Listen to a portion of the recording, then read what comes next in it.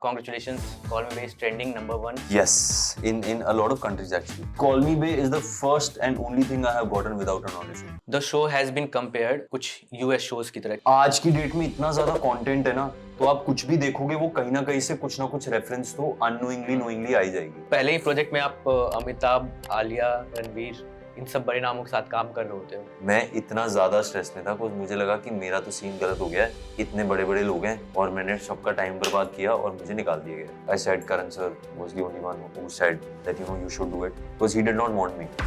जब आपकी मदर और सिस्टर वो पहले कनाडा जाते हैं, आप अपनी स्कूलिंग करके तब जाते हो, राइट? करना तो कॉलेज ही था, बट हमें ये पता था कि पैसे इकट्ठे करने पड़ेंगे, फिर शायद हम कॉलेज ज्वाइन कर लेंगे. कितने टाइम काम किया वहाँ पे आपने? पहले कार गैराज, फिर उसके बाद एक ग्रोसरी स्टोर था, फिर उसके बाद मीट शॉप थी. तो how does an outsider get into DC और धर्मा प्रोजेक्ट?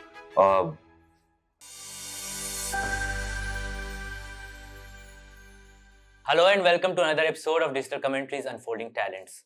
आज हमारे साथ हैं ऐसे इंसान जो आजकल इंटरनेट पे नए ग्रीन फ्लैग की तरह ट्रेंड कर रहे हैं. Neel from call me bae, Gurfateh Pirzada. Gurfateh, welcome to the podcast. Thank you for having me. कैसे हो आप? बस बढ़िया, बताओ. बढ़िया. Congratulations, Call Me Bay is trending #1. Yes, in a lot of countries actually, Right. but mainly India, so that's good. Mainly India and other countries में भी trend कर रही है. And I think the love is pouring from left, right and center. Yeah. कैसा लग रहा है? How are you feeling? अच्छा ही लग रहा है यार. मतलब I didn't hope, I didn't think that कि like my character will become what it is. Right. And actually जब मैं कर रहा था, मैं भी मतलब ऐसा नहीं कर रहा था कि green flag बनाना है इसको. But I think I would like to believe that's what my friends have also said, that the character is very close to, except the report of it, it's very close to how inherently I am as a person. So I think मैं खुद आके उठ के लाइनें पढ़ के मैं बोल देता था बस. How did you get this role? Like audition दिया था? What was the audition process like? Actually, Call Me Bay is the first and only thing I have gotten without an audition. कोई और कर रहा था part, and I was gonna be actually doing another part.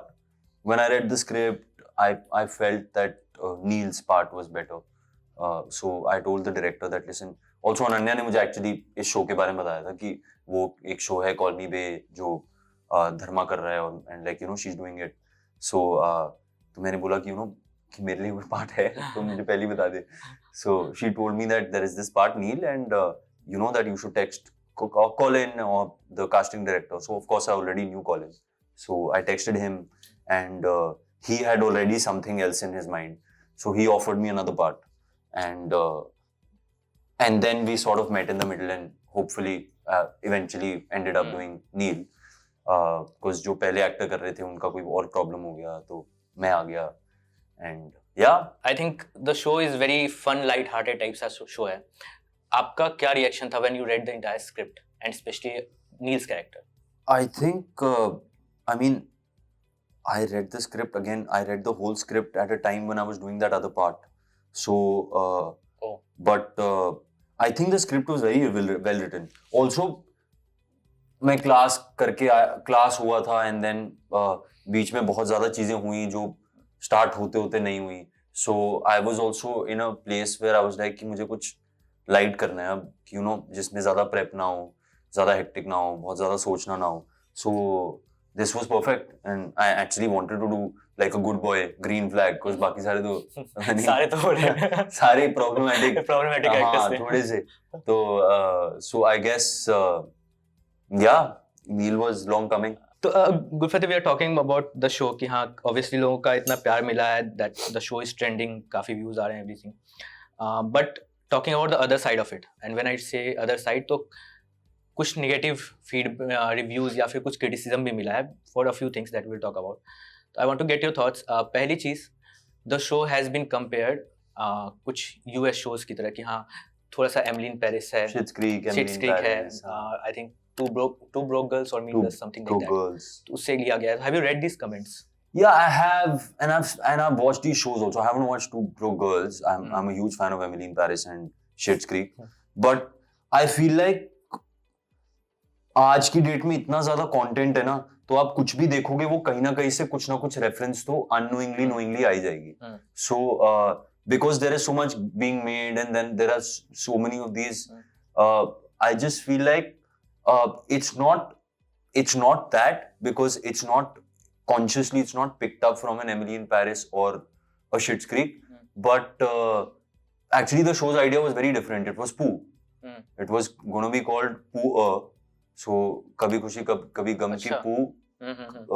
Agar if she loses her money and all that stuff, then what happens to her? So that was essentially why the show was written. And then because of whatever reasons that didn't work out, then they made it younger, they made it Ananya, and then when she came in, we all came in. So I don't think, and also I think this was, the show was first conceived back in 2016-17. Oh. So quite a few years ago. So I don't think Schitt's Creek was as big then. Schitt's Creek to lockdown mein. Even Emily in Paris around the same time, but later. Emily in Paris to bhi I think. हाँ. So of course references I'm sure होंगे. I mean, I personally, when I came onto the show, I was looking at it from a chef's part, because that was my understanding. Because I was like, what's the show in this space? Emily in Paris. What's the character that Neil would probably be the chefs in terms of the good guy, the green flag,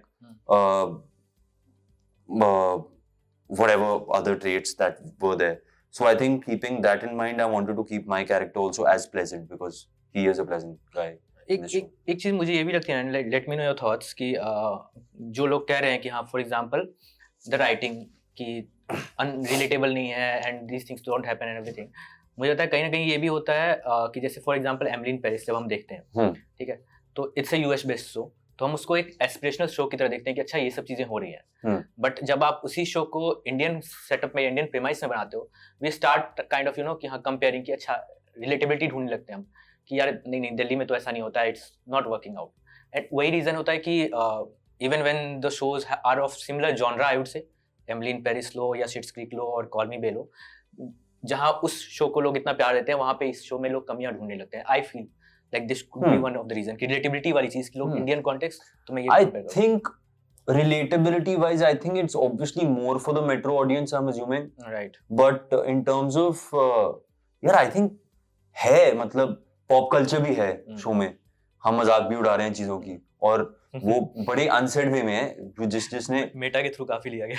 हाँ, जिसने ध्यान दिया वो मतलब वो उठा लेगा चीजें कि ईस्टर एग्स बहुत है in terms of things that have happened, people that we have seen on TV or otherwise, and then in terms of I think the richness of it or the privilege, I feel like वो भी है, जिनके पास है वो exercise करते हैं, और इससे भी ज्यादा अमीर लोग हैं जितना हमने देखा है, क्योंकि क्लास के टाइम में भी हुआ था. Class came out and a lot of people were like कि ऐसे स्कूल कहाँ होते हैं, ऐसे बच्चे कैसे कहाँ होते हैं. मैं ऐसे स्कूल में गया हूँ, मैंने ऐसे बच्चे देखे हैं.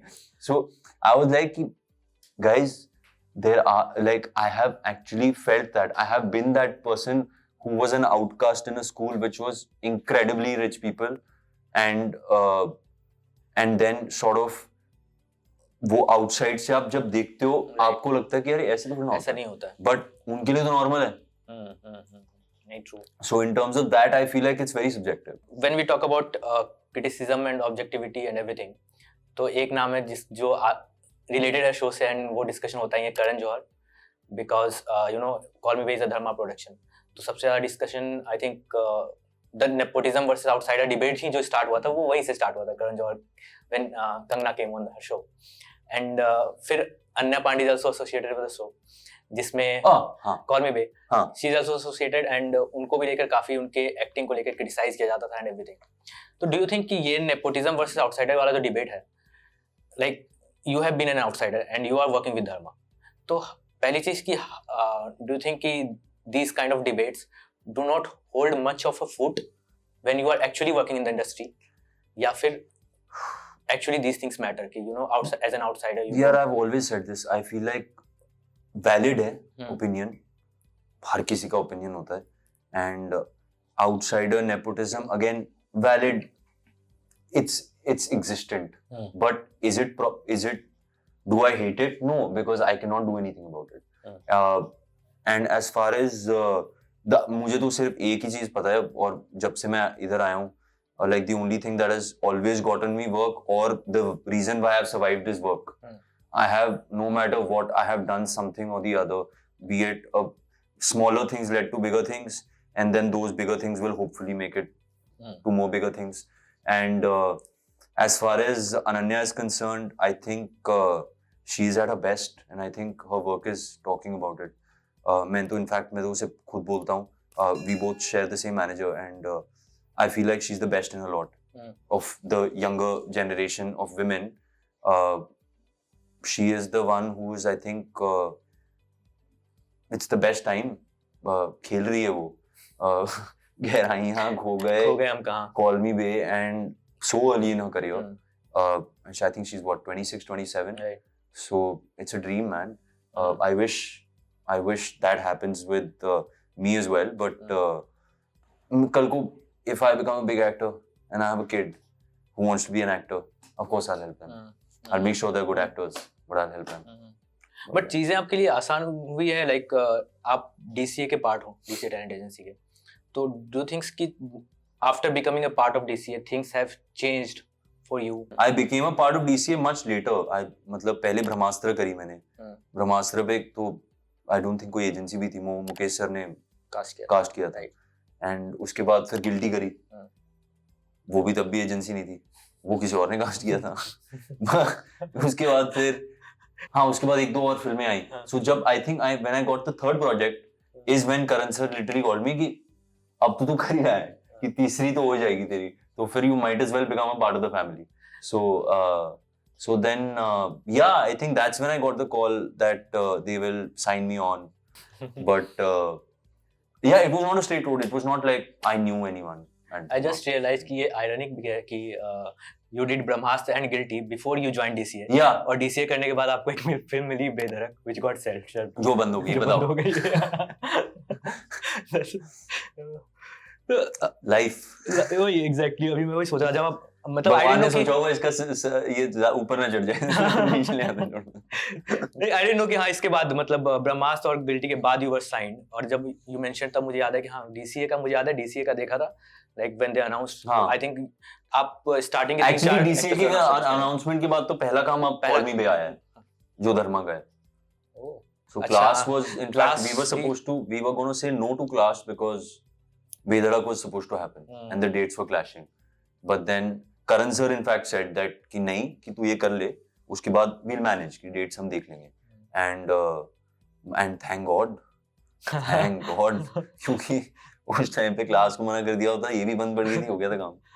But as an actor, जैसे अभी हम बेधड़क की बात कर रहे हैं, तो like आप बेधड़क वो होती है, शेल्व होती है, एंड लक्ष्य वाज आल्सो इन दैट. लक्ष्य की 2 फिल्में शेल्व हो जाती हैं, दोस्ताना 2 वाज शेल्व एंड बेधड़क वाज शेल्व. तो एज एन एक्टर जब ये सब चीज़ें होती है, आपको पता है कि यार ये फील्ड में अनसर्टेनिटी बहुत ज़्यादा है, रिजेक्शंस बहुत ज़्यादा है, अनसर्टेनिटी बहुत ज़्यादा है, बट एज एन एक्टर कहीं ना कहीं तो ये लगता होगा यार कि इतने टाइम के बाद एक ब्रेक मिला और फिर वो रुक गया. 2 फिल्में तो आपको पता है अभी. मेरी तो पता नहीं कितनी चल रही है. But I think it's a part of life. I think also.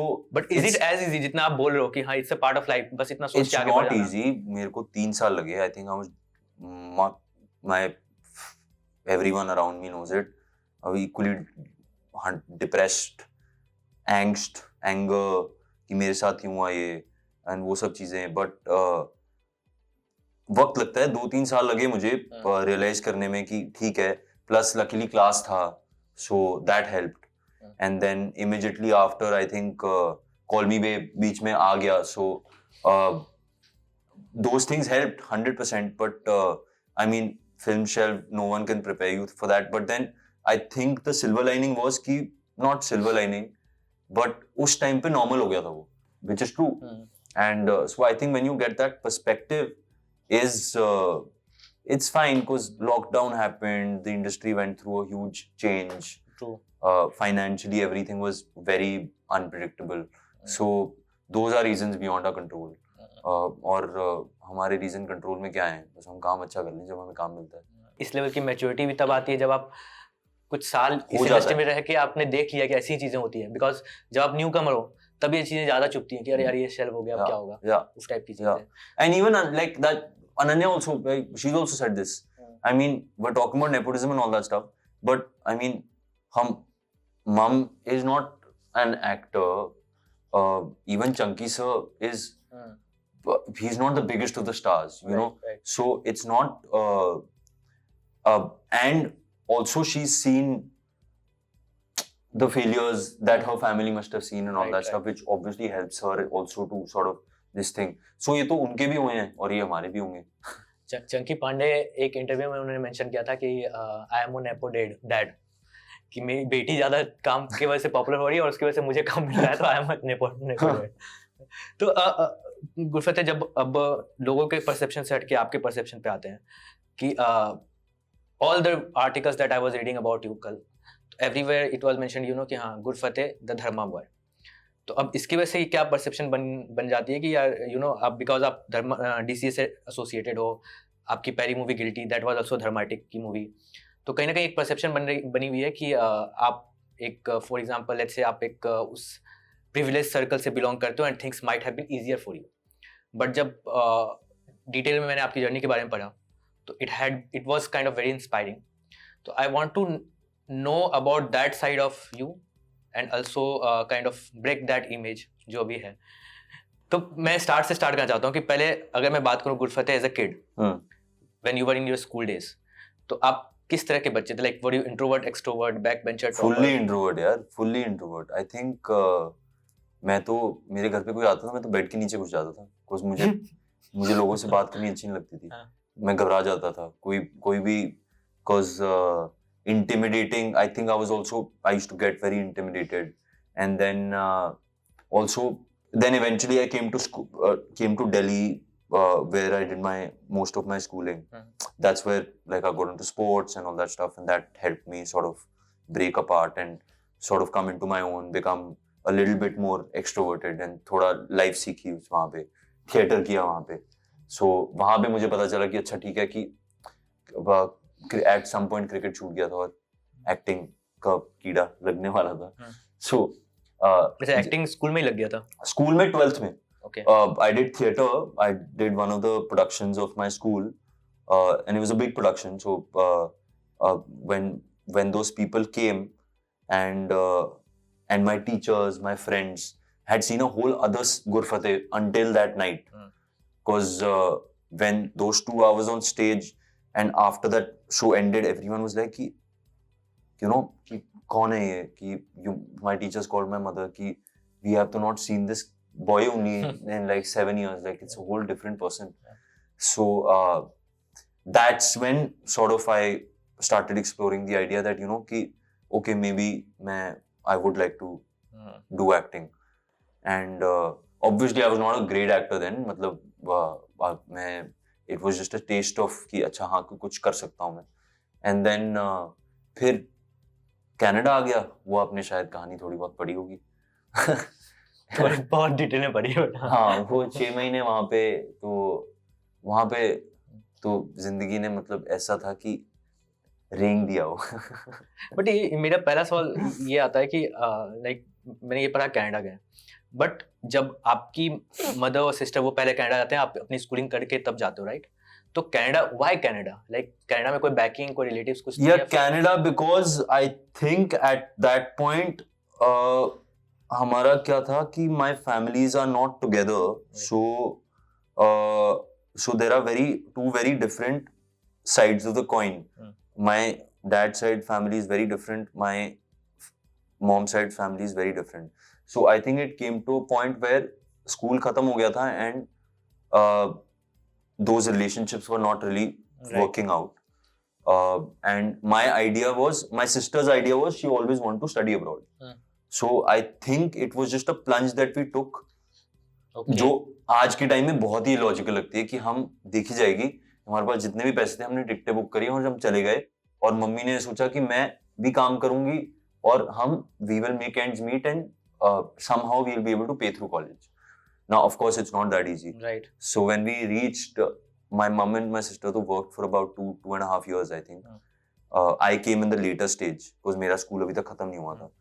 So जब तक मेरा स्कूल खत्म हुआ, मेरे को भी I also knew a very different story because they never told me what their life was actually like. I never knew that they were working for that much, for that long and all that stuff.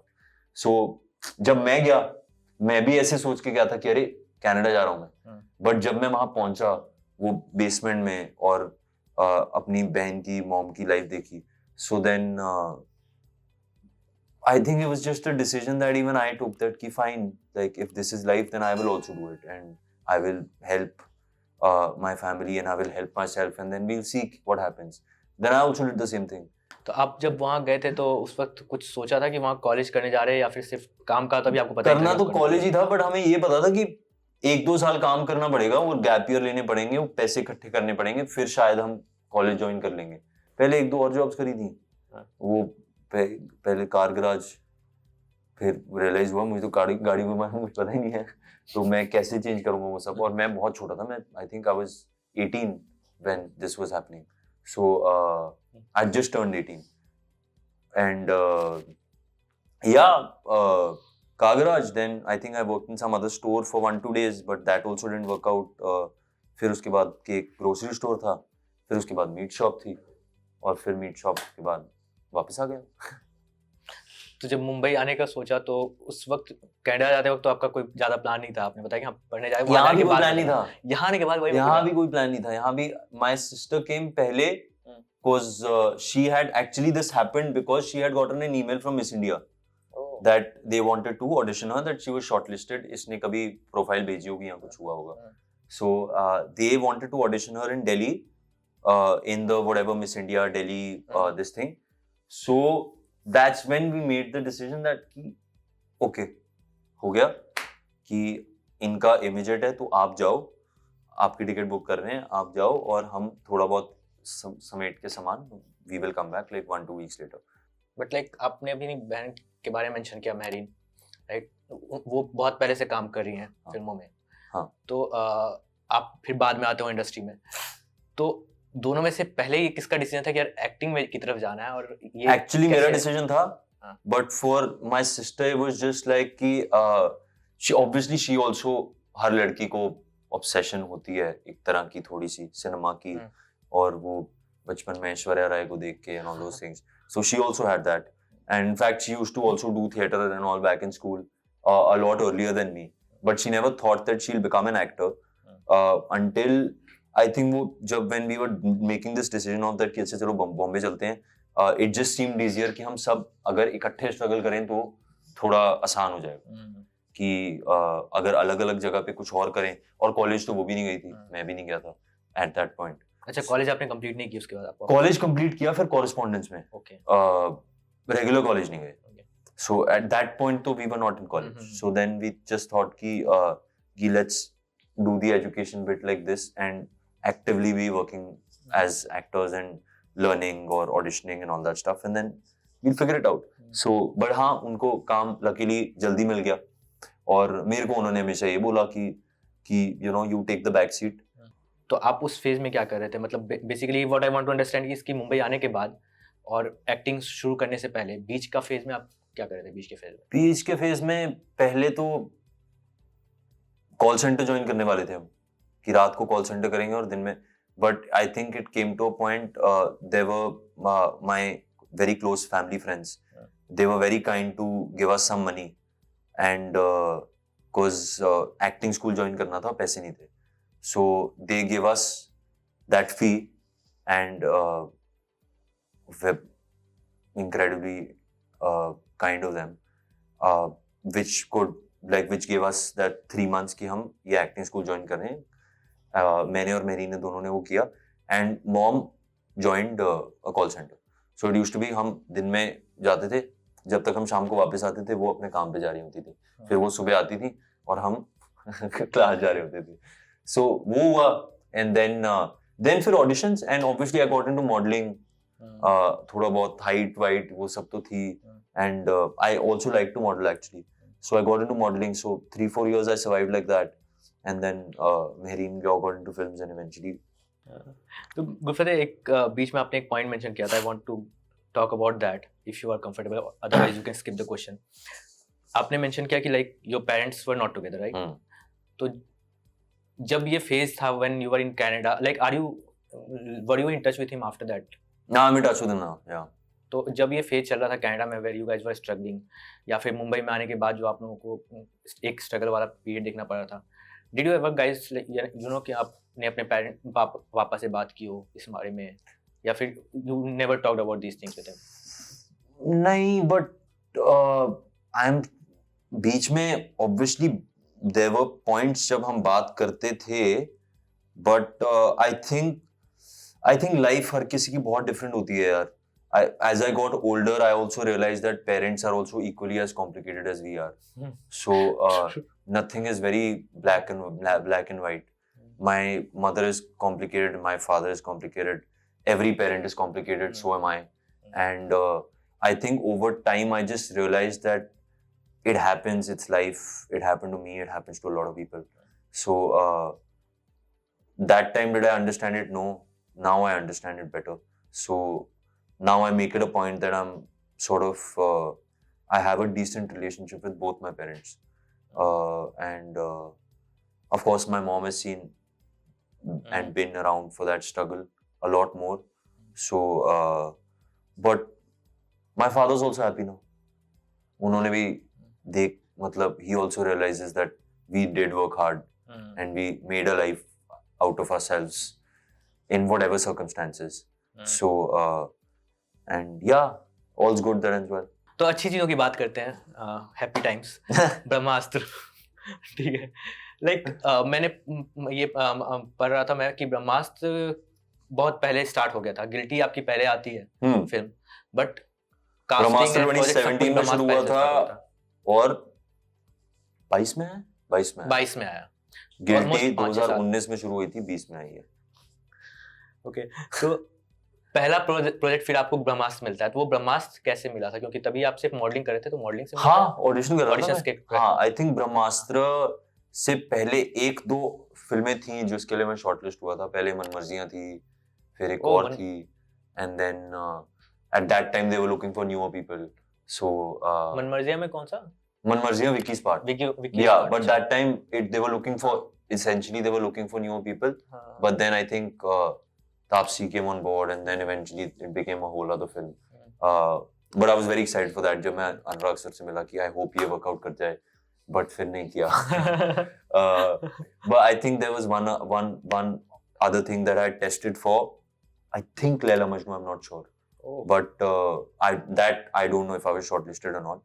But yeah, then it was just Brahmastra. I got shortlisted, and there was hope because बड़ी film थी, बहुत बड़े लोग थे, प्रधर्मा थी.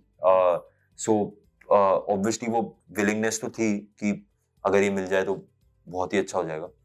But yeah, auditions, और उसके बाद फिर luckily Mukesh sir also really pushed, because I think उनके साथ मैंने 3-4 ऑडिशन अच्छे दे दिए थे.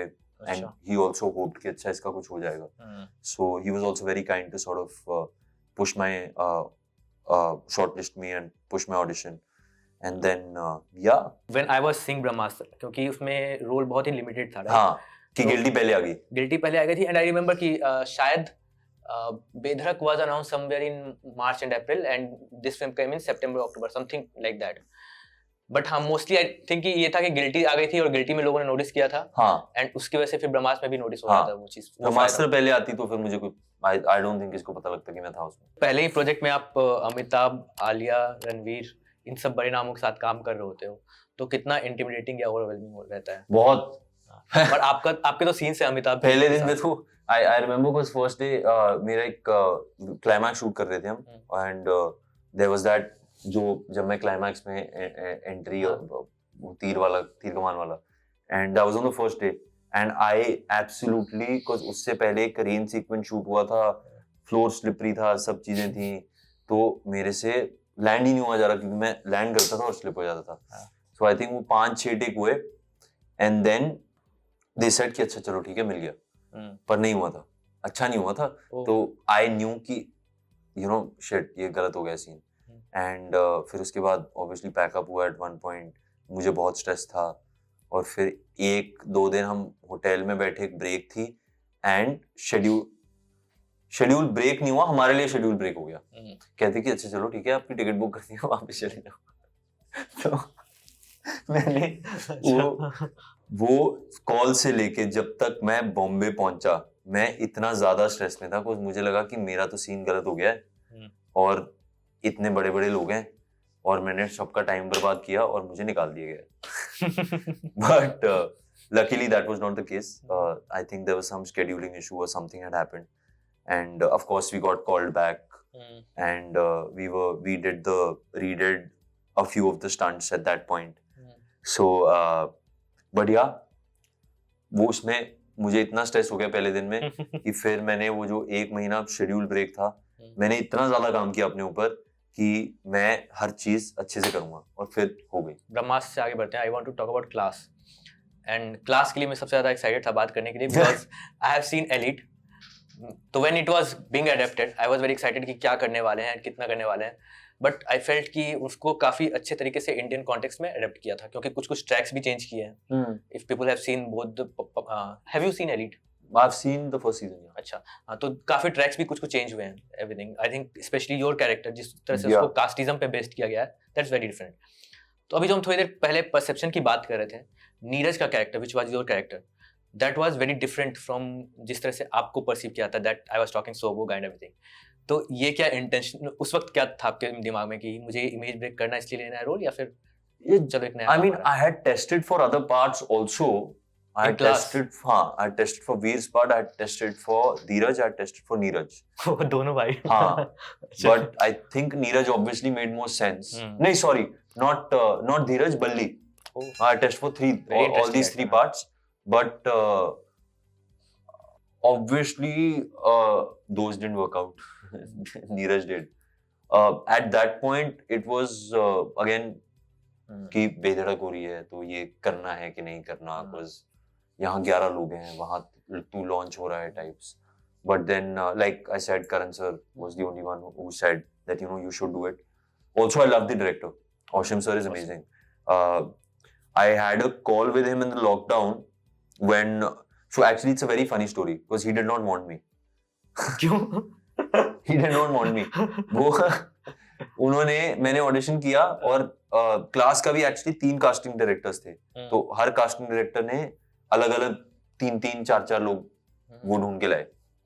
कोइंसिडेंटली मैंने तीनों के साथ ऑडिशन करे थे, और क्योंकि एक पहले प्रशांत सर थे, फिर संजीव सर दिल्ली से, और फिर उसके बाद पंचमी इधर, एंड तीनों ने मेरे ऑडिशन करे थे. और Oshim at one point, because Netflix wanted me to do that part, and at one point Oshim also decided कि अच्छा चल ठीक है, इसके इतने ऑडिशन आ गए हैं और इसका ऑडिशन भी ठीक ही हो रहा है, तो और Netflix भी कह रहा है कि इसको ले लो कि नहीं इसने गिल्टी में काम अच्छा किया था, तो let's do a meeting.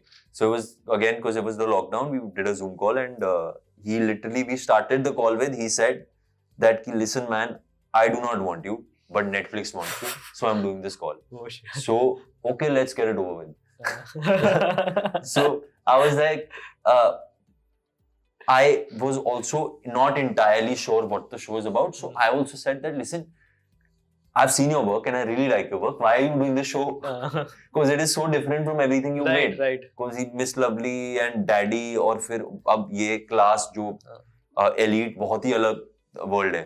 And I think it's more, elite is more dharma than Oshim Ahluwalia in that sense. But he was like, I want to do something interesting with it, and हमारी 10 minute बात हुई, and in those 10 minutes somehow I convinced him that take me. I don't know how. But I don't think he was fully convinced, because जब हम shoot कर रहे थे, चौथा या 5वां दिन था, हमारा एक सीन था, मेरे कैरेक्टर का काफी बड़ा सीन था वो, जब हम दारू पीते होते हैं, उसके बाद हम जाते हैं वो पेंट करने, तो वो दारू वारू पीने वाला सीन हो रहा है, और फिर उसके बाद रात की शिफ्ट थी. At one point Oshim comes to me and in my break he's like, come, let's chat. So हम बाहर गए, and वो अपना, उन्होंने सिगरेट निकाली, अपनी सिगरेट लगाई, और सिगरेट पीते पीते कहते, क्या you're good. And I was like, thanks. जैसे अभी you were mentioning ना कि उसमें वो दारू वाले सीन के बारे में, I think drugs, दारू, everything is there, but there are also a lot of intimate scenes. मैं कहूँगा कि उनको टोन डाउन तो किया गया था compared to Spanish version, which करना था, obviously करना था Indian context में, but still for a newcomer, थोड़ा सा मुश्किल होता होगा आई थिंक टू पोर्ट्रे दो सीन्स या फिर to be that comfortable in front of a camera doing that, तो कुछ इस तरह Yeah, का I आपके think साथ I था? did have a problem. I was always I do not have problems with doing anything on screen. मैं तो इनफैक्ट अपने एजेंट्स को भी बोलता हूँ कि लिसन, कुछ भी है जो बाकी एक्टर नहीं करेंगे प्लीज मुझे लाओ, मैं करूंगा. Because Guilty was that. Guilty is essentially a Me Too film. It's Right. the film ends on my character being labeled as the rapist, which is again, it was a film that was written many years ago, but at that point no one was ready to do it. And also essentially I got it and they auditioned and they were auditioning newer people because the bigger actors would not do it.